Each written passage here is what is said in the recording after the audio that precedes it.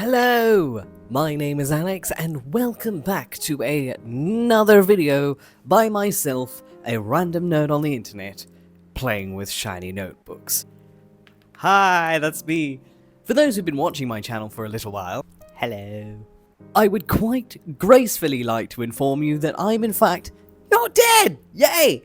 Which is a really overdramatic way of saying my surgery was successful, my healing was successful, and now I've just got a sick new battle scar to show off to my colleagues, but I won't do that because that's inappropriate behavior in the workplace. So, some of you, probably not all of you, but some of you may be wondering, okay, this is an April BuJo video, I can in fact read the title, but I also have noticed that this was definitely not posted in the beginning of the month. Yeah.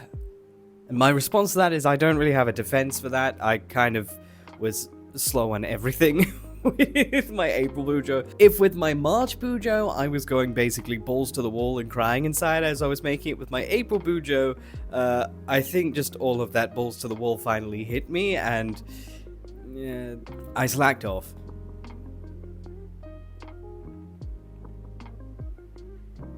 Yeah. So, without further ado, this video is going to be a little bit different. It's still going to be like a cheeky little speed paint as my others have been. However, this time we're going through the perspective of a retrospective. Because I clearly didn't get much done in time.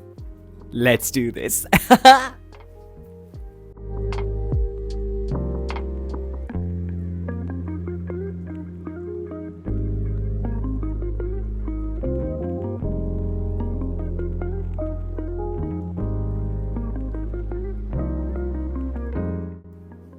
The cover.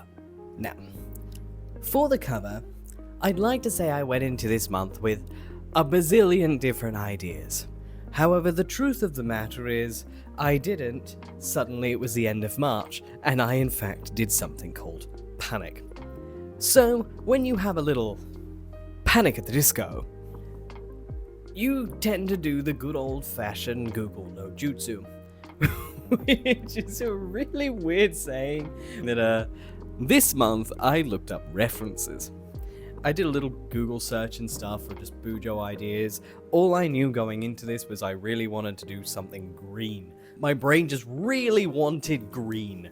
Don't ask me why, because I don't know why I really wanted green. I was just like, I want the green one.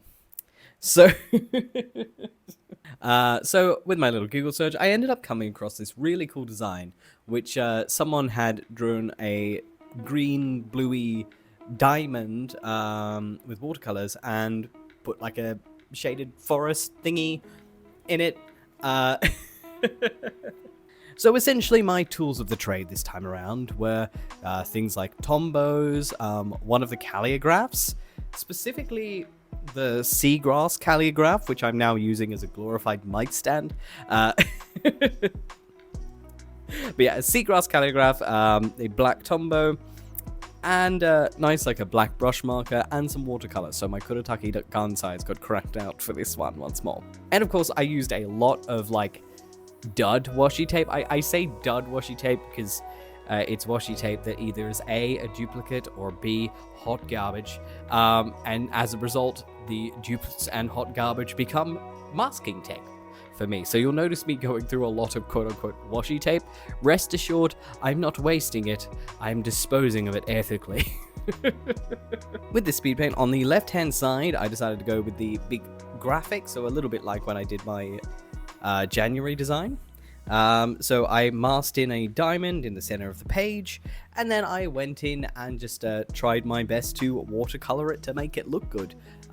So I went in with like I painted it with water. I wetted it first. I made my page nice and moist before before going in with the watercolor on top, and I was using about like 4 or 5 different shades to achieve the effect. So kind of I would use like a light blue, and then like a minty green, and then like a mid foresty green, and then like a dark bluey green, and then like the final color was like this almost like dark purpley, like this like purpley blue color, which is what I used on the trees. And you'll also notice following through, I will use these same colors throughout the rest of the piece. There are a couple of pages I tried to like sprinkle on some like white gold everywhere, but I didn't do it everywhere, because in some cases it worked out really well, and in other cases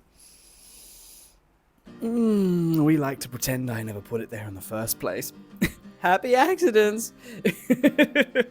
More like it just never really showed up on the page and I got sooky because it wasn't glittery enough. And of course, to final out the page, I did some nice black thick lines on the top and the bottom, just because it helped balance it out, really. And on the right hand side of the page, that's where the name of the month was put. Alright, so this month obviously was April. So I did April in a nice fancy looking written-y fonty bit, and then I just put a mini calendar down on the bottom, just to make it aesthetically look nice. There's no function to it, it's just there to look good, that's about it. And I stuck it in black, because really green, black, and like white, I suppose? It'd probably be fair to say green, black, and white are the colours of the month, so to speak. And on the bottom of the page, I used that dark purpley blue to go in and just do some more trees to really help balance it out. Specifically, it is the diamond and the trees, which is what heavily inspired me going forward. And the April and green, I thought that was really cool. And yeah, so it actually didn't take me terribly a long time to get it done, because there's a lot. I'm trying to utilize a lot more white space this time around, to, I guess, like speed things up, so I'm not spending 10 billion trillion years on setting up a planner. Flipping over to the next page. Now, this next page, as is the start of all of my BuJo months, and it's probably going to keep being that way for a while, is a calendar. However, this time around, I ended up deciding to try it out and stick the calendar on one page instead of both of them. I've found now that I've started using the, I guess, like the daily logs, like actually planning them out properly in the BuJo, I don't really need to have like that massive calendar space anymore, because I'm really only putting key events in it and then actually putting what's important on the days themselves instead of just kind of YOLOing it. So yeah, with the calendar side, I ended up going with the exact same calligraph to write in the word calendar. Bit of a what it says on the tin kind of deal. And I'd use the black line to kind of really border it in, give it that nice header effect. This time around as well, with the calendar, I ended up actually putting it horizontal. And I gotta say, now that I'm about halfway through the month and actively have been using it, I actually kind of am liking this single page calendar rather than the huge double page spread. Like, I did like the double page spread. Yeah, like absolutely, I've got nothing against the double page spread whatsoever, but I do like that it is a bit more compact, because I'm not using it as actively as when I didn't have the, I guess, like daily logs. I was just doing the weeklies. It actually has been like quite helpful and productive, and it really just helps me get like a general overview of the month without like getting too deep in the source, if you know what I mean. For the details around the page, I ended up doing like a cool little attempt at like a geometry kind of, like a cool little attempt at like a geometry kind of thingy down the right hand side. So basically, like, I masked out a diamond. I painted like a mini version of the diamond on the first page with the gradient and like what's supposed to be trees, but they do kind of just look like watercolor scribbles, let's be honest.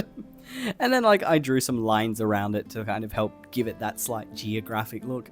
I did try and carry the theme forth a little bit later in the BuJo, and I'll give you my like thoughts on how it carried forth in a bit, but like on this page in particular, it did end up coming out pretty cool. I do like it. And on, of course, the left-hand side, I did do that thing where I masked out diamond, and then I did a paint splat around it, let the paint splat dry, and then I took the diamond off, and it has that cool, like, cutout of a paint splat effect, which there's just something in my brain that's like, I deleted part of the paint splat. You know what I mean? And of course, to continue framing the page, I did do some more of those standalone blue-purple trees at the bottom, and I'm quite proud of the calendar page. It came out pretty good, and it also came out pretty useful as well. Now, on the right-hand side, since all of a sudden the calendar page had a hell of a lot more space to share around, that's where I ended up putting my bingo for this month, because I've been finding for the past couple of months, I've actually been really enjoying doing the bingo. It is kind of satisfying to hit a bingo, even if that bingo is entirely full of things you either A, knew was going to happen anyway, or B, was just full of really simple stuff. That being said, on the topic of a bingo, last month I did go a little too hard on myself, so I didn't hit my bingo dopamine button, and then I was like,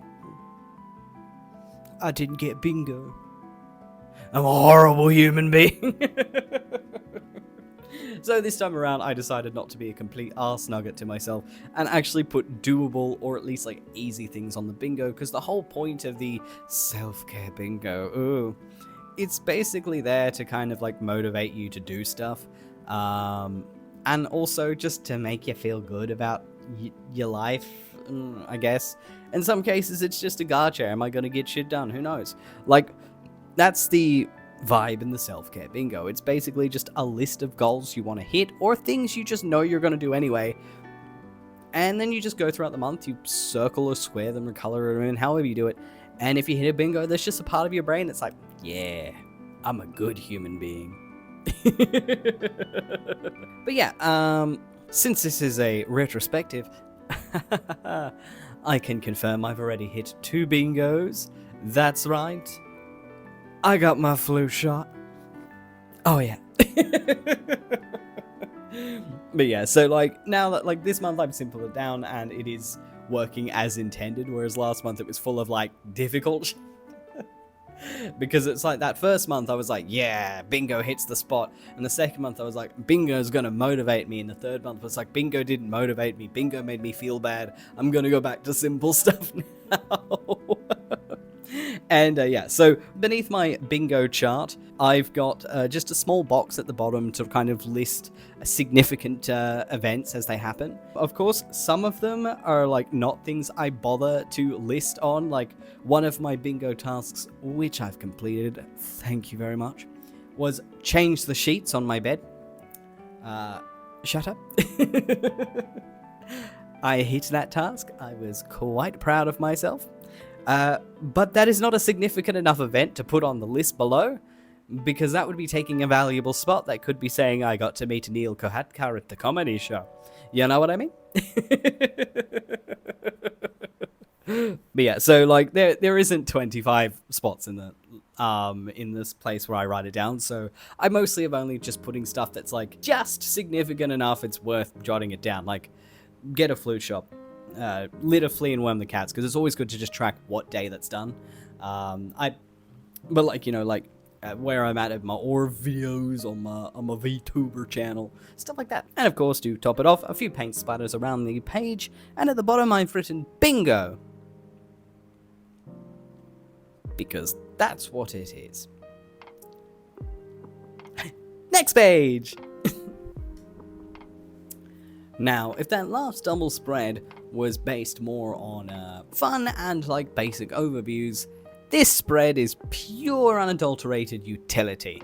This is the boring stuff, the basic stuff, and the stuff that I should be paying more attention to.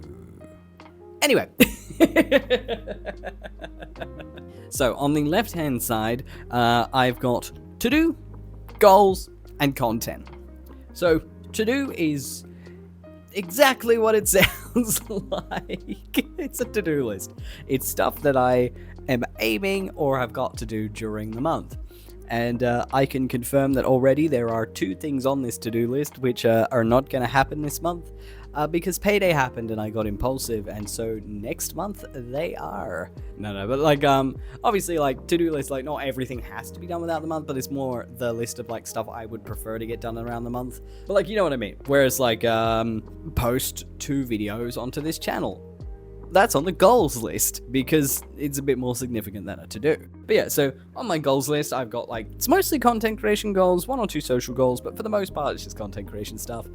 Posting vids, you know, keeping up to date with my writing. I've almost hit my writing goal for the month, which I'm pretty happy with. And I've gone to a few comedy shows because it was the Melbourne Comedy Festival. It is very funny, very brilliant. That was one of my goals, which was get them out of the house and stuff like that. And of course, below we've got content.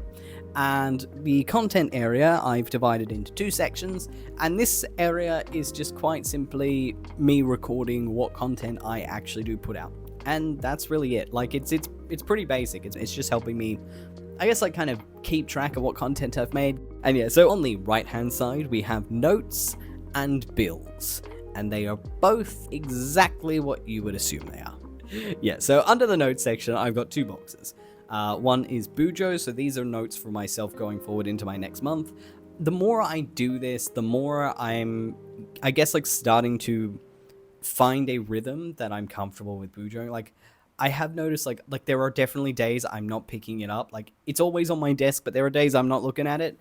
But yeah, so on the left-hand side, we've got the BuJo note section, and on the right-hand side, memories.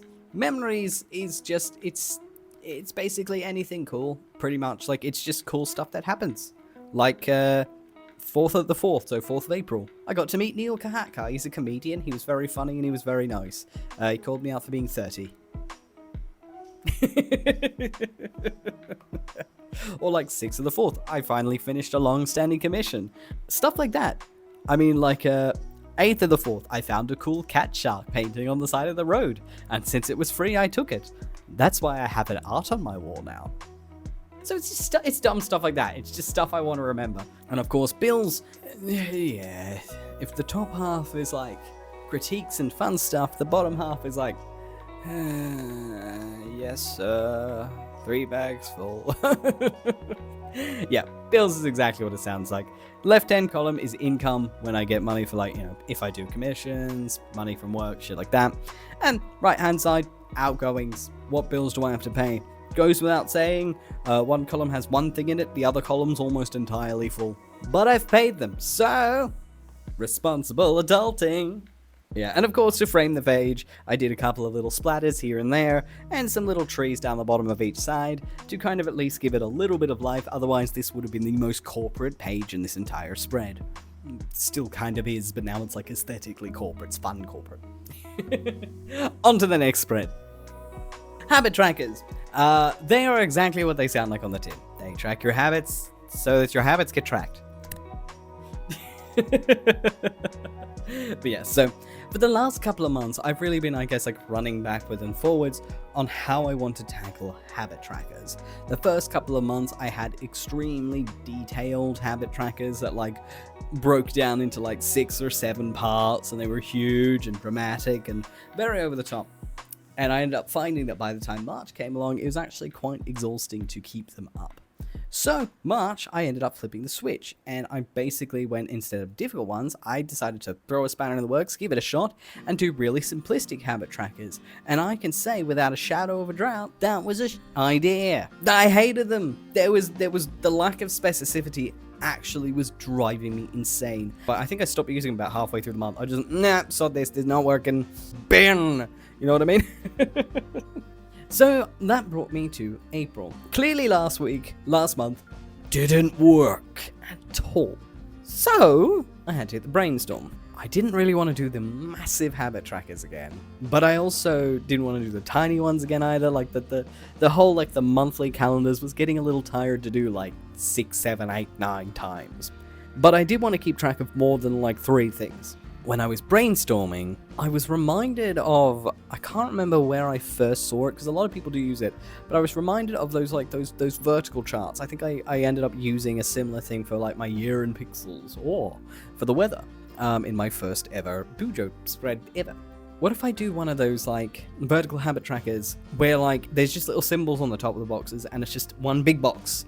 And so that's what I ended up doing. I ended up drawing a big box on the left-hand side of the page. I guess, like, my compromise between way too many sections and not enough sections ended up being 4. Divide a square into 4 points, that's 4 triangles. That gives me 4 options to track. As a result, I guess, like, it helps me kind of scratch that itch of specificity, but it's not going so far down the line that I want to commit an actual homicide. So what I ended up doing is I ended up doing that big box on the left-hand side of the page, and as such, I was then left with a huge amount of blank space on the right-hand side of the page. Now, it would be pretty easy to kind of jump in and go, well, here's obviously where you put your key, right? But, yeah, I didn't want to do that. Period. So instead, I ended up actually putting my mood tracker there. And the reason I put my mood tracker there is there was nowhere else to put it. That was really it. Like, I designed these things pretty compact. And this time around, there really was nowhere else to shove it. But I'll admit, I like doing my daily emoji. Yeah, it's a weird habit. But there's just something satisfying being like, I'm a smiley face today. So I enjoy doing my daily emoji. So I had to keep the habit tracker in. I had to keep it in the same vein that it was kept in the others. I like the big box. But obviously there wasn't enough space to do it horizontally. Lo and behold, vertical this time around. And I got to admit, I really like the vertical arrangement. So I ended up doing a vertical mood tracker. And yeah, I'm really enjoying doing my vertical happy faces. This month's actually been really good. I've been in a really good mood this month. Yeah, it's good. It's good. It's full of a lot of faces, and I'm really enjoying it. And then, of course, below that, I put my key for the mood tracker, because every emoji obviously means something different. And while I could just do the emojis without the key, I like having the key there, because like it makes it, I guess, like less evident in the long run. Like, I'm not going to be sitting there like, what emoji am I feeling today? I can just be like, today's like a 8 out of 10. It makes it easier. And speaking of keys, you know how I left the key out of the habit tracker because I wanted to shove my mood tracker in there instead? Well, obviously I needed to have the keys for the habit tracker, and I decided to have 9 categories in it because I wanted to keep track of a lot of things, but I didn't want to have a huge amount of effort going into the tracking of. And that's when I decided to go ahead with a Dutch door technique and basically have a key that I can flip over. And the way I set up the Dutch door, basically each side has 3, and so there's 3 on the first side, flip it over, 3 on the next side, and then 3 on the next page, leaving half of the page for what would eventually become a media tracker. Basically, the way I ended up setting it up is when the key page is held flat to either side, it will cover up either the other keys on the right hand side, or it'll completely cover up the mood tracker on the left hand side, basically allowing it to be a completely versatile key without looking fugly. So the categories I decided to track this month were drawing. I wanted to see whether or not I've drawn. I can tell you for a fact that there is a lot of depressing white space in that column. Writing, tracking my own writing. For the most part, I've been keeping pretty consistent with it. Like, there's been a couple of days in the month I haven't done it, but like, for the vast majority, I am actually writing every day, and I'm proud of myself for that. Good me. I might complete my novel by 2027. But yes, and the next, so I've got writing, then I've got chores. There's a lot of depressing white space in that column.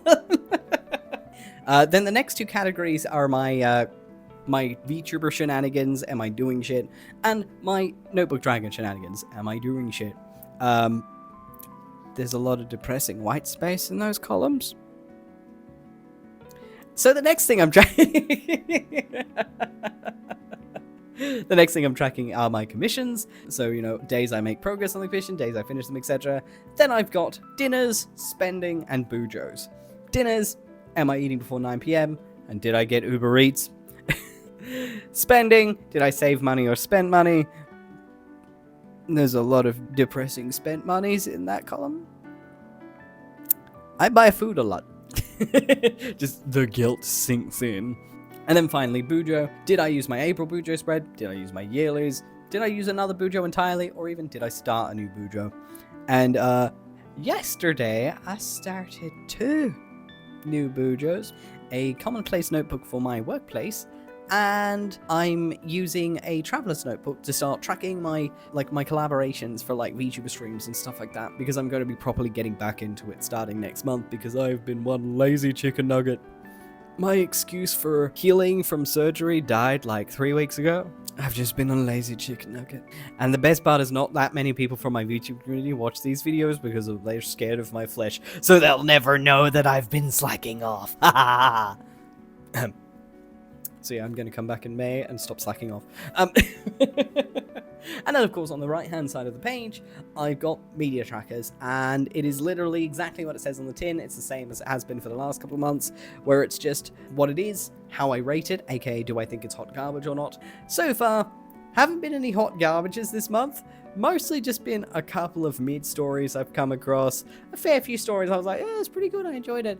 And one or two ones where I'm like, this is actually unironically a really good story. And I read a lot of villainess isekai specifically, so there's a lot of hot garbage in that box.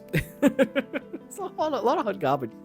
But yes, on to the weekly/daily log thingamajiggies. Now, as of starting last month, I started doing proper weekly logs, and I will admit I am enjoying doing the weekly logs proper, and it does make planning things further than a day ahead in the future a lot easier. I can see why most people do them.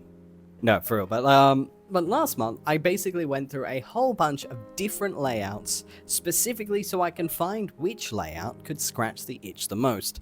And I found it was the layout with the 6 columns on one page that worked the best for me. It was the one I was the most interactive with, so it's the one I ended up going with for the majority of this BuJo. I didn't quite realize when I was mapping this out that what side stuff was on the page actually mattered to whether or not I would do anything with it.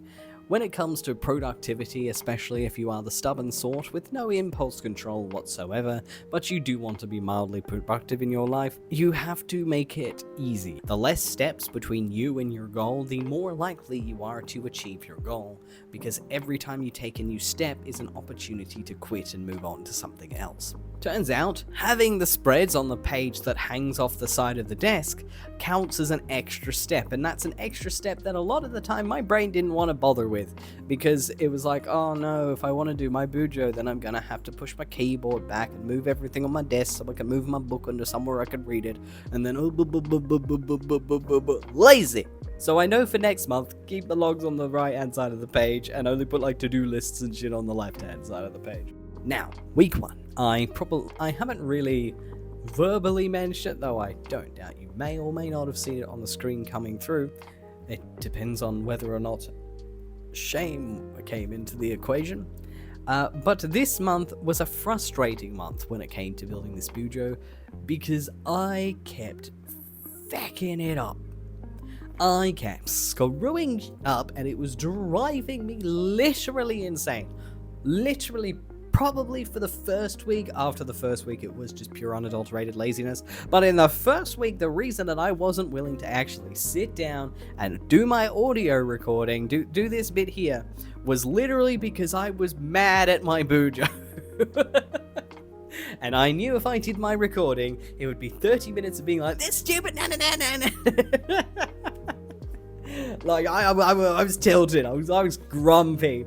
And it was just because I kept making a bunch of stupid little mistakes. Like, it would be stuff like I didn't stick the masking tape down close enough, so a bit of the watercolor leaked under and it ruined my silhouette. Or I drew a line on the wrong section, or I made the box too short, or I screwed up here or screwed up there. Like, there's a few times where I've had to take cutouts from my scrap box and cover up a mistake because I literally couldn't salvage it.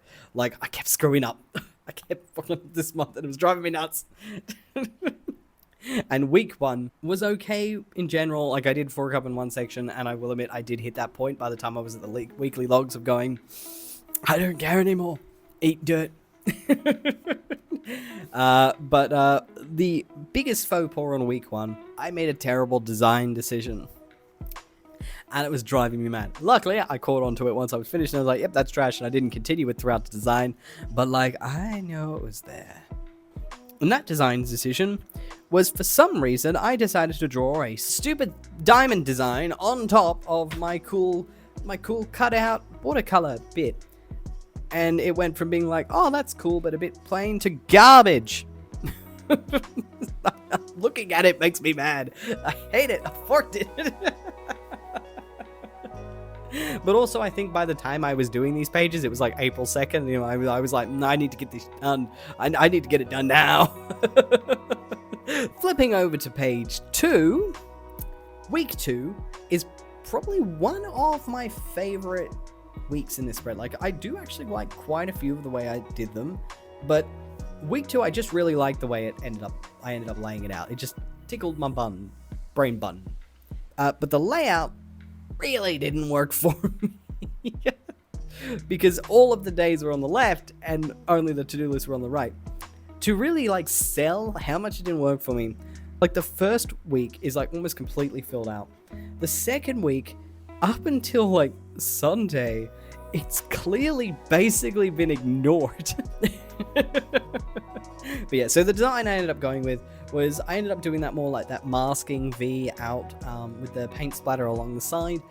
It looks really cool, honestly. I was quite happy with how that came out. And then I just kind of did the different colors as like a gradient to really give it a bit of life. Of course, I did week 2 down the right side, but this one's at the bottom. And then in the section with the graphic, I ended up just doing a mini version of the cover again to really help like balance out the page. And even though I didn't really use week 2 a lot, I was really happy with the design and how it came out.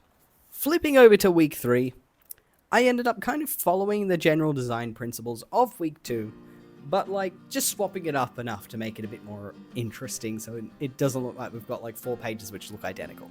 So on week 3, I ended up going with like a similar kind of like the masking tape out with like the splatter pattern, though I did try and make it look a bit more splattery this time around.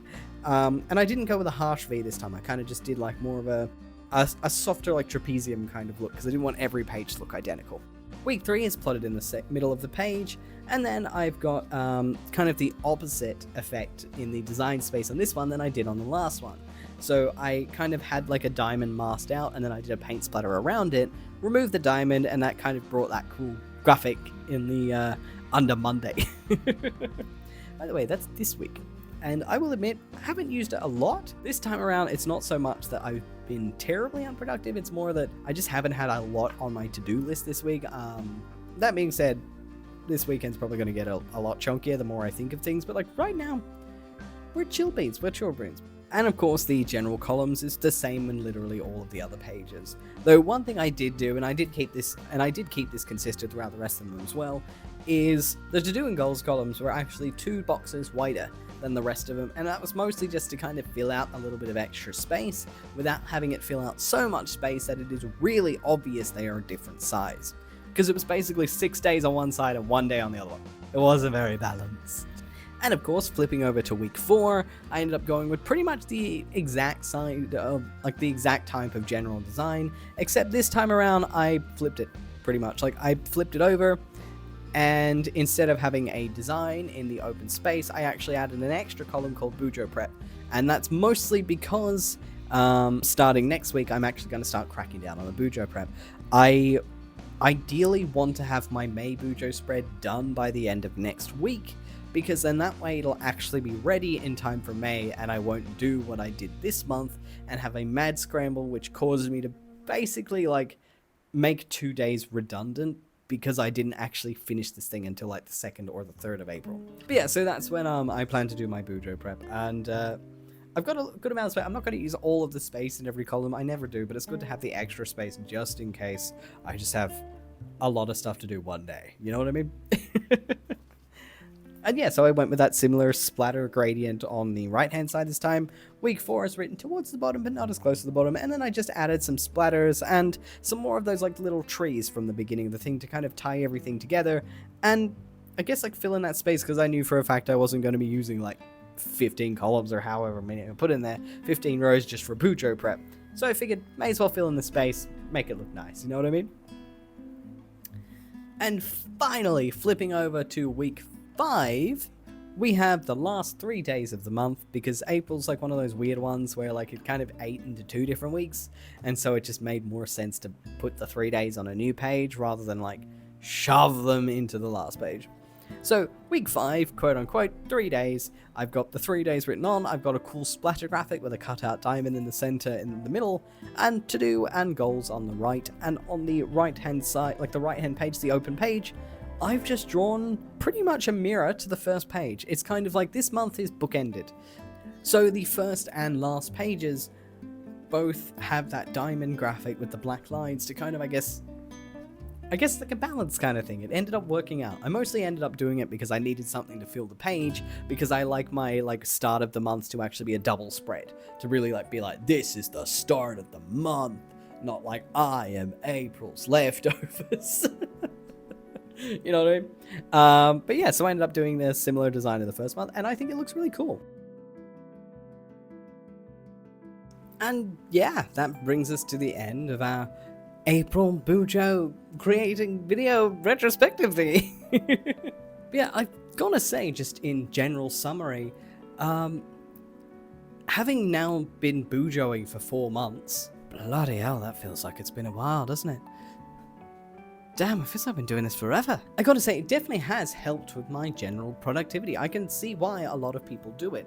And I can also see why, I can also see that there are things that are working out for me and things that aren't. Like, for example, thanks to last month, I can say for an absolute hard 100% fact, I am absolutely not an affirmations guy. I lasted 8 days, and the cringe was critical. I couldn't do it. Turns out the one thing I'm allergic to in Australian is sincerity, and I'm not ready to face the compliments from myself. That being said, compliments from other people are absolutely amazing, so please? But yes, thank you very much for joining me for my humble little BuJo vid. Sorry, my camera's demanding attention. No, right. But yes, thank you very much for joining me for my little BuJo video this month. I deeply apologize for it being late. Unfortunately, I'm in fact just a lazy son of a... I have many more videos in the works, or in the planning works. And the next video that I intend to do will be a review of that new self-care box from Arthur and Olive. So if you want to watch an Australian man die inside because the books is telling him to compliment himself, then you might just have to like and subscribe. I'm so witty when I shove that in there, like it's not really obnoxious. Thank you very much. I hope you have an amazing evening, morning, night from here, and I will see you guys in the next video. Bye-bye!